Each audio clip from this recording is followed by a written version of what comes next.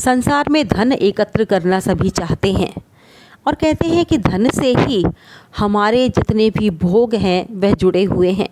यानी जिसके पास धन होता है वही इस संसार में ऐश्वर्य को भोगता है और वही सुख पाता है, और जिसके पास धन नहीं होता वो कुछ भी प्राप्त नहीं कर सकता। क्योंकि कहते हैं ना कि सर्वे गुणा कांचनम आश्रयंती, कि सभी गुण कंचन में या स्वर्ण में आश्रित होते हैं। लेकिन यहाँ पर धन की जितनी महिमा बताई गई है वही कुछ श्लोकों के माध्यम से बताया गया है कि धन की गति किस प्रकार होती है, कितनी होती है। तो चलिए हम धन की गति के बारे में कौन सा श्लोक कहा गया है उसकी आज चर्चा करते हैं। एक श्लोक है, दानम भोगो नाशस्तिस्रो गतयो भवन्ति वित्तसः यो न ददाति न भुंक्ते तस्य तृतीया गतिर्भवति। यानी कहते हैं कि धन की कितनी गति होती है। धन की 3 गतियाँ होती हैं। 3 प्रकार से धन जो है काम आता है। वो किस प्रकार से आता है कि या तो दान देने में, हम या तो किसी को दान देते हैं तब वो हमारा धन काम आता है, या भोग करते हैं यानी हम उसको अपने सुख समृद्धि के साधनों को खरीदने में, लेने में, उपयोग करने में हम उस धन का व्यय करते हैं। तो ये 2 प्रकार से जो धन है हमारा काम आता है। और तीसरी गति जो होती है धन की वो होती है नाश हो जाना। तो कहते हैं कि तीसरी गति कब होती है धन की, जबकि धन हमारा इन दोनों गतियों में प्रयुक्त नहीं होता। अर्थात ना तो हम किसी को दान देते हैं, ना ही हम अपने भोग में यानी हम उपयोग में लेते हैं उसे। तो कहते हैं कि यो न ददाति न भुंक्ते, जो ना तो किसी को धन देता है अपना और ना ही वो धन जो है वो खाने पीने सुख भोगने में उपयोग करता है, तस्य तृतीया गति भवति, उस धन की तीसरी गति हो जाती है, यानी वो धन नष्ट हो जाता है।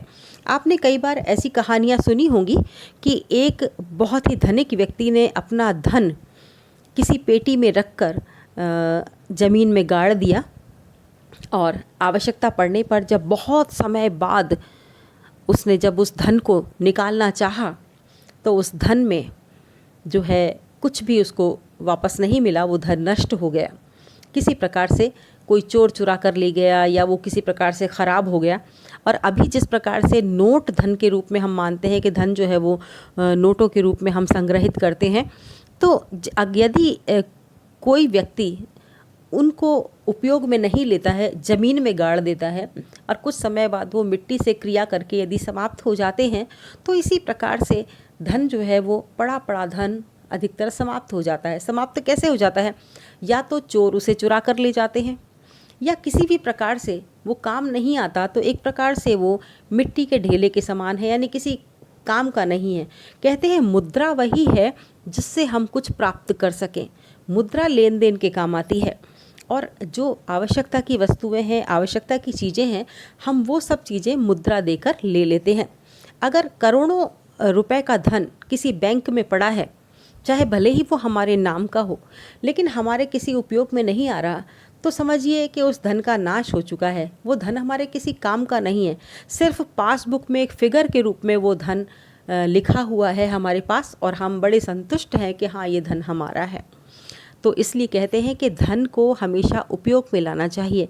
कहते हैं लक्ष्मी चंचला होती है, लक्ष्मी कभी किसी एक के पास ठहरती नहीं है।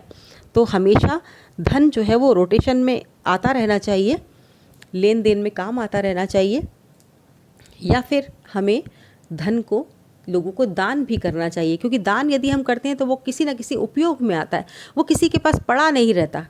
तो धन का हमेशा उपयोग होते रहना चाहिए। तो धन की 3 गतियाँ इस श्लोक के माध्यम से बताई हुई हैं। दानम भोगो नाशस्तिस्रो गतयो भवन्ति वित्तसः यो न ददाति न भुंक्ते तस्य तृतीया गतिर्भवति।